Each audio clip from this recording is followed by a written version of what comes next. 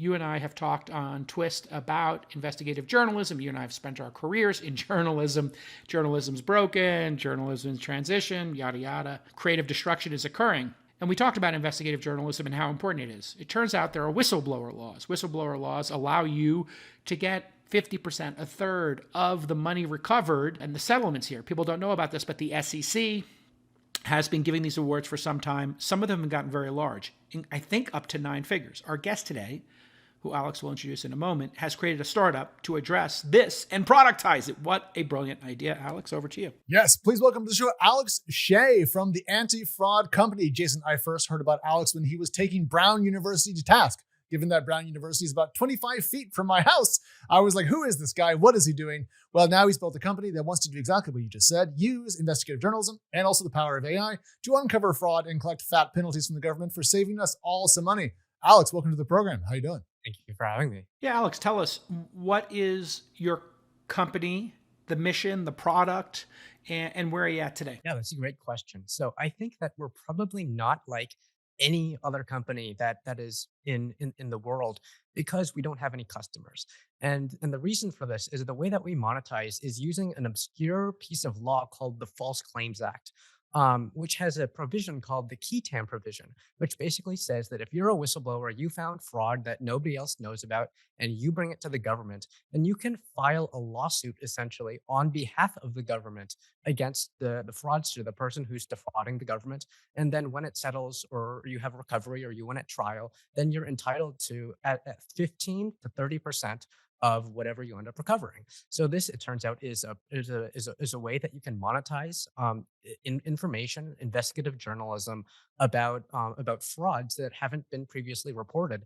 And it turns out that this can be a pretty fine business model because the fraud that is out there can get pretty big.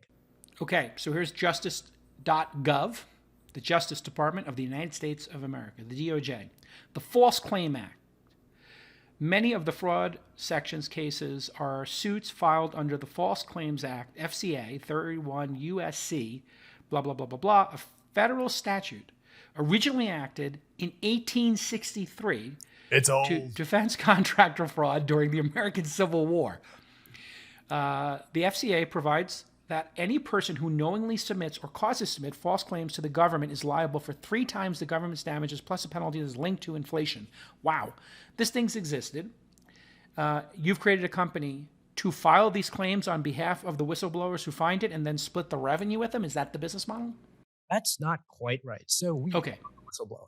We're not a law firm representing the whistleblower. We're not a law firm at all. We are the whistleblower. And so the way that people typically think about this is when they think about these whistleblowers, they think that these are typically people who are inside the company. Their boss is doing something wrong, and they tell on their boss. And this is what it most commonly was used for. But they made an amendment to the False Claims Act in 2009, I believe.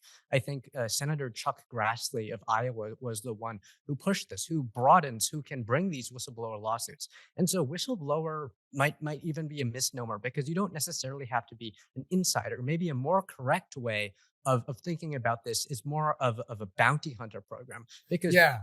completely outside the conduct and still bring a case. And I think one notable type of case that happens is oftentimes a company's competitors will sue them if they're engaging in some kind of unfair business practice that is defrauding the government. And they'll be like, hey, you can't do that. And numerous times in the past, this has worked, and companies have been able to get these whistleblower recoveries by telling on their competitors.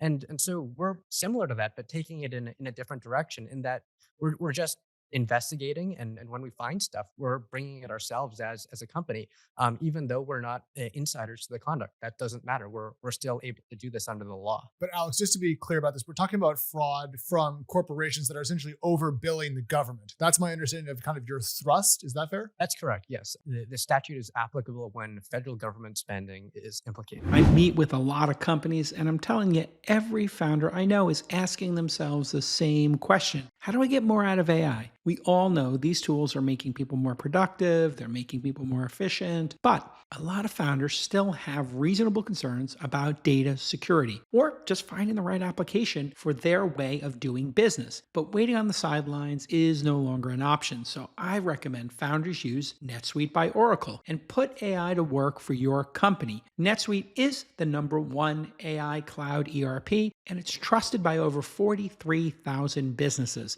They're going to give you a unified suite of products, all safely sharing interconnected data.